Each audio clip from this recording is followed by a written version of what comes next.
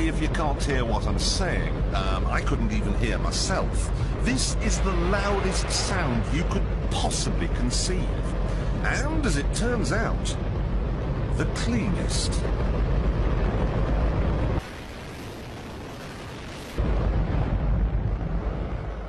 Now, the most amazing thing is that that cloud up there, which was generated by the engine, is just a mixture of hydrogen and oxygen. It's water vapour.